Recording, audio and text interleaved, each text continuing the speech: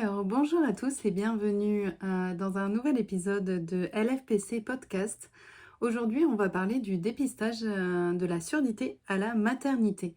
Voilà, cette semaine, donc c'était le 25 mai 2023, j'ai assisté à une journée d'études et de réflexion sur l'annonce du diagnostic de surdité organisée par l'AKEPA, c'est l'Association du Québec pour enfants avec problèmes auditifs.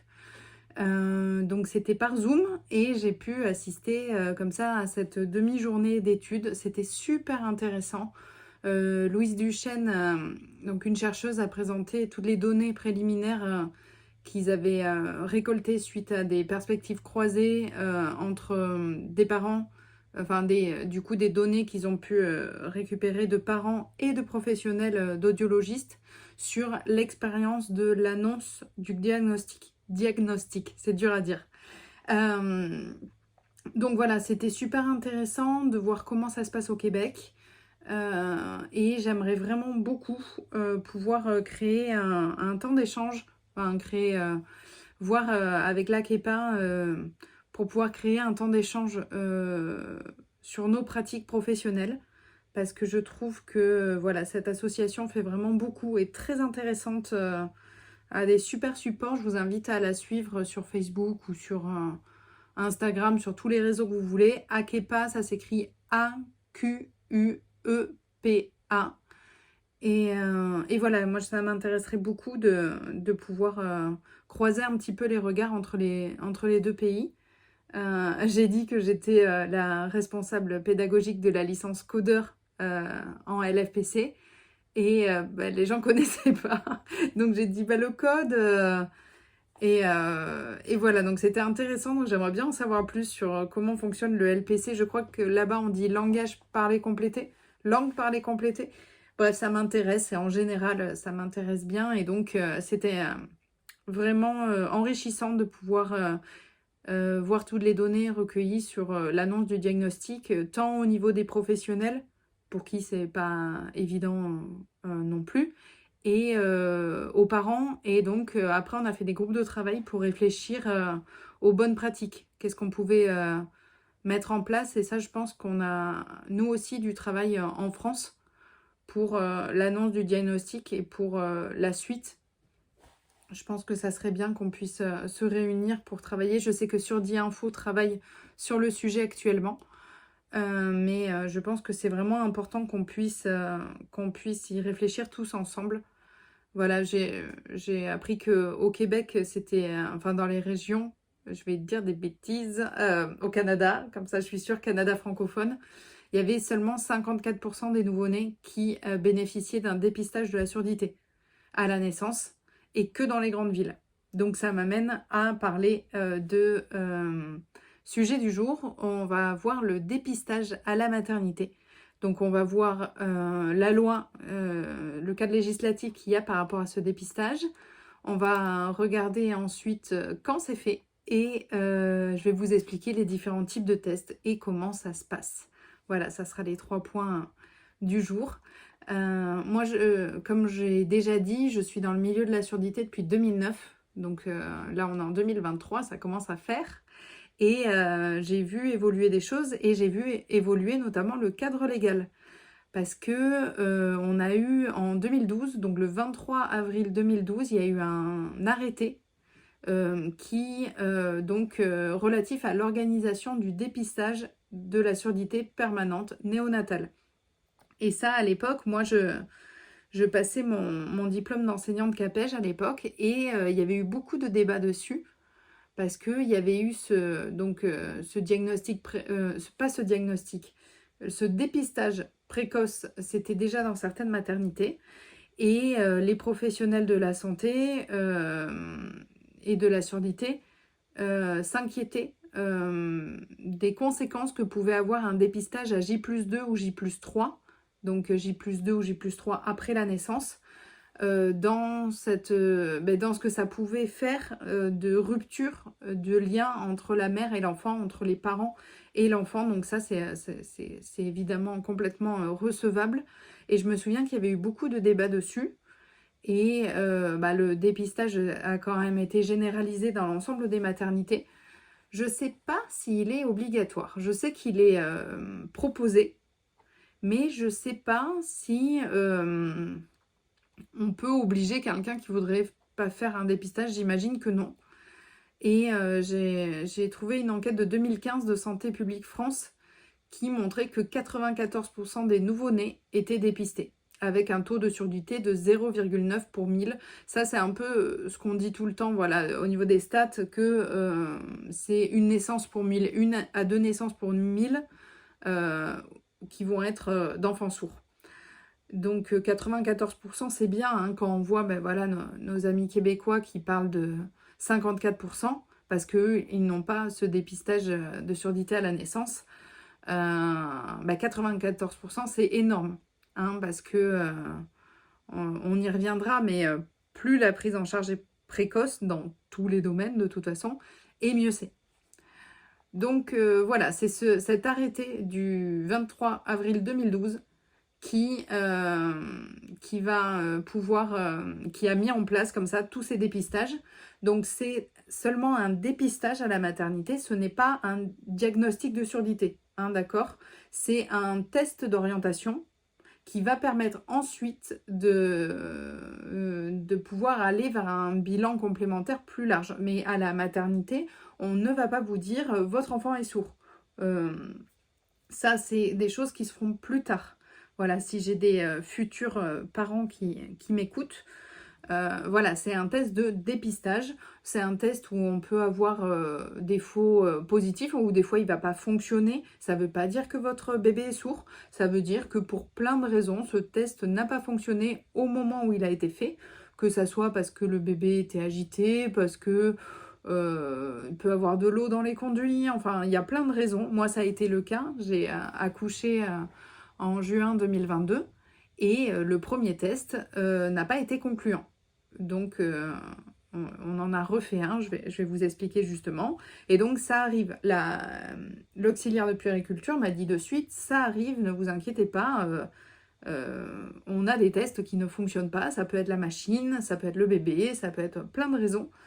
Ils reviennent en faire un. Moi, ils en avaient fait un premier, donc à J+2 ou J+3, je me souviens plus. Et ils étaient revenus en faire un ou 2 jours après.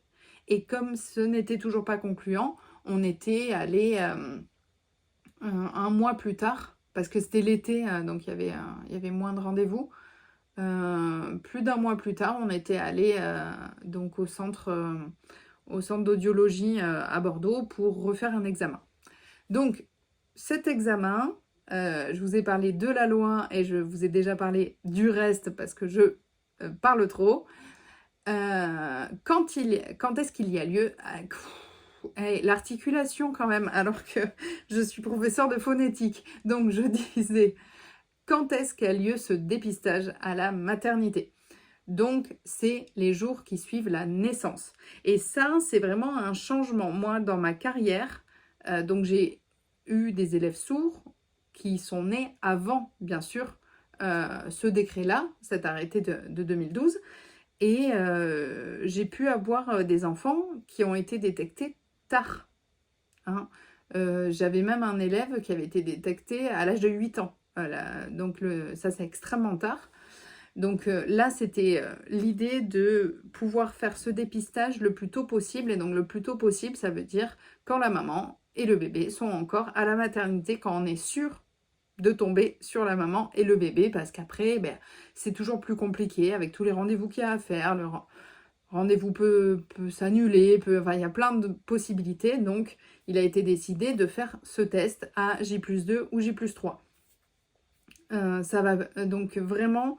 ça a été fait pour que la prise en charge ensuite, s'il y a besoin de prise en charge, soit la plus précoce possible, que ça soit dans la pose possible, parce que c'est pas obligatoire, d'implant cochléaire, hein, et aussi une prise en charge qui va être pluridisciplinaire, hein, donc ça, plus tôt c'est et mieux c'est, notamment parce qu'on sait que la récupération auditive aussi, elle va être aléatoire. Plus elle va être prise tard et plus elle a de chances d'avoir des difficultés dans la récupération. Voilà, les aires auditives qu'on a au niveau du cerveau, elles sont constituées de neurones.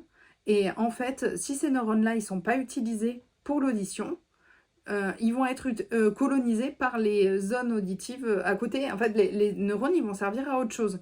Ils sont jamais, quand on dit vous utilisez 10% de votre cerveau, non, non, non, non, non, on utilise 100% du cerveau. Et s'il y a une aire qui sert à rien, le cerveau va dire ok, c'est de la matière, je l'utilise, j'en fais autre chose. Donc c'est pour ça qu'on ne peut pas implanter, on peut pas faire des implantations cochléaires tard s'il n'y a pas eu de stimulation auditive, parce que même si on répare au niveau de la cochlée, c'est le cerveau qui va pas être capable d'entendre. Donc, on a décidé de faire ce dépistage à la maternité, à J+2, J+3, comme ça, s'il y a une surdité, elle est dépistée tôt. Voilà, donc on va voir les différents types de tests. Il y a 2 types de tests possibles. Donc, il y a les auto-émissions acoustiques, c'est les OEA, ou les PEA, qui sont les potentiels évoqués auditifs. Donc les auto-émissions acoustiques, les OEA, ça va être le test qui va être généralement proposé. Les deux peuvent être proposés en fonction du matériel qu'a la maternité. Mais c'est vrai qu'on va souvent avoir les OEA. Et c'est une petite sonde qui est placée donc, dans le conduit. Donc c'est petit comme un écouteur, c'est vraiment tout petit. Ça ne fait pas mal. Le bébé n'a pas besoin de répondre, d'être réveillé. D'ailleurs, c'est mieux s'il dort. Voilà, moi, on m'avait dit, quand j'ai fait le 2e test, bon, ben ça serait bien de l'endormir maintenant. Oui, alors madame, si je savais comment endormir un bébé, j'aurais pas cette tête de personne très fatiguée. Voilà, je veux bien, mais je ne sais pas comment endormir un bébé sur commande. J'aimerais bien, mais je ne sais pas. Et donc, c'est mieux si l'enfant dort et s'il dort pas, s'il n'est pas trop agité. Parce que ça peut brouiller le résultat. Donc, on met ces petites sondes à l'intérieur du conduit auditif et ça va permettre de voir l'état des cellules sensorielles qui sont prévues au niveau de l'audition. Et voilà, donc ça, soit c'est ça, soit vous avez des PEA, où là, ça va être des petits électrodes qu'on va placer sur la tête du bébé et qui va servir à la même chose, c'est enregistrer l'activité électrique du cerveau suite à l'émission d'un son. Donc c'est pas comme un audiogramme où il y a besoin d'avoir une réponse de la part de la personne qui passe l'audiogramme, hein, qui a besoin de dire j'entends, j'entends pas. Là, c'est juste que ça soit une petite sonde dans les oreilles ou des électrodes, les deux choses vont capter la réception de signaux électriques en fait du cerveau quand on fait passer un petit son qui est pas fort, hein, évidemment. Votre bébé, on va pas lui casser les oreilles. C'est un son qui est léger et qui va être envoyé donc, et qui va permettre ensuite, votre oreille entend, envoie un signal électrique au niveau du cerveau et donc c'est ce signal électrique-là qui va être capté par les appareils. Et donc, soit c'est des électrodes, soit c'est des petites sondes au niveau des conduits auditifs. Donc mes électrodes, ils sont sur le crâne et moi j'ai une photo de mon bébé avec des énormes électrodes sur le crâne. Je la mettrai pas en info, mais si je pouvais la mettre, je la mettrais tellement c'était une photo mignonne avec ces grosses électrodes. Et on était en août, il faisait une chaleur pas possible. Et voilà, donc ça va me permettre de savoir si tout va bien au niveau de l'audition. Hein, parce que l'activation de la cochlée va entraîner des petits influx électriques dans les cellules du nerf auditif qui transmet l'activation jusqu'au cerveau. Et mon petit test va me permettre de voir s'il y a ces influx électriques ou non. S'il y a une activité électrique, ça veut dire que tout va bien. L'appareil va marquer OK. Et donc le test est normal. En revanche, s'il n'y a pas d'activité électrique, ça peut dire que, alors ça peut dire de multiples choses, ça peut dire que le test n'a pas marché pour plein de raisons extérieures, mais ça peut aussi dire que la cochlée ne fonctionne pas, ou soit que j'ai un problème au niveau du nerf auditif, ou que j'ai un problème au niveau des aires cérébrales de l'audition. Hein. Donc, si mon test est marqué anormal, s'il n'y a pas marqué OK, donc comme moi, on va le refaire à la maternité.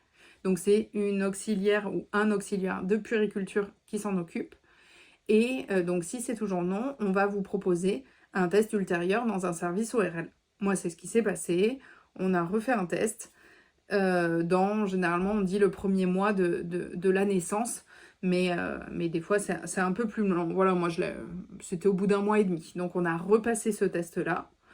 Et du coup, c'était une oreille qui fonctionnait pas. Et finalement, tout a fonctionné.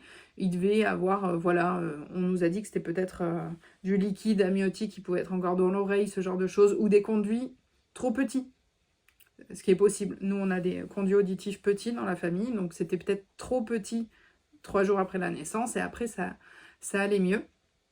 J'ai pas trouvé, quand on a refait le test à titre personnel, que la prise en charge était 100% fantastique. Parce qu'on a refait le test, il a pas marché. Donc la deuxième fois, on refait le test, ça remarche pas. Et de suite, la dame m'a dit, vous avez des sourds dans votre famille? Et j'ai trouvé que peut-être que... Alors moi, je bosse dans la surdité, je m'y connais dans ce domaine. Donc moi, je suis pas... ça m'a pas fait grand-chose qu'on me dise ça. Mais j'ai pas trouvé ça subtil. Enfin voilà, on est face à des jeunes parents. Des nouveaux parents, voilà, parce que jeune, je viens d'avoir 36 ans, donc c'est pas comme ça que je me définirais forcément. Vous êtes face à des parents angoissés, en tout cas, et peut-être qu'il y a des façons plus diplomate d'amener ça que de suite dire ça, surtout que voilà, le test qui a été refait montrait que l'audition du bébé n'avait pas de problème, mais je pense qu'il y a vraiment voilà, peut-être une façon d'amener les choses, d'annoncer les choses, et là c'était peut-être un petit peu brutal. Voilà, donc de toute façon, là, même si là c'était un test complémentaire, ça reste la période de dépistage. Il n'y a pas de diagnostic, même si cette dame m'a de suite dit, voilà, vous avez des sourds dans votre famille. Et comme je travaille avec des élèves sourds et que j'ai des amis sourds, j'ai eu un moment de flottement de est-ce que j'ai des sourds dans ma famille? J'ai des sourds autour de moi, j'ai des sourds. Mais non, c'est pas ma famille, j'ai mis du temps à répondre. Et donc, ce test-là, même si c'est un deuxième test complémentaire, ça reste du dépistage. Et l'annonce du diagnostic, ça se fait plus tard avec une prise en charge multidisciplinaire. Voilà, c'est pas sur ces moments-là, on va orienter ensuite dans un centre de diagnostic et de prise en charge de la surdité, où là, on va avoir une annonce de diagnostic qui va pouvoir se faire dans des meilleures conditions. Et c'était à ça qui était intéressant de la journée d'études sur l'annonce du diagnostic, parce que donc les professionnels cherchaient à améliorer cette annonce. Donc il y a eu plein de propositions là dans les groupes de travail qui étaient très intéressantes, comme sur cette idée là, les audios, les professionnels de l'audition disaient de toute façon le premier rendez-vous où on fait une annonce du diagnostic, ça ne sert à rien de donner trop d'informations parce que les parents ne sont pas en capacité émotionnelle de retenir trop de choses. Donc vraiment, ce qui revenait partout, c'était suivre le cheminement des parents. Aller au même rythme que les parents, tout en proposant de différer les choses, tout en proposant de, par exemple, rentrer en contact avec les parents 48 heures après, les appeler, leur donner une carte, leur donner le moyen de se joindre par mail, faire un deuxième rendez-vous proche du premier, pour pouvoir reparler avec des supports par exemple écrits, pour que les parents puissent avoir un cheminement émotionnel et quand même avoir des supports écrits pour plus tard.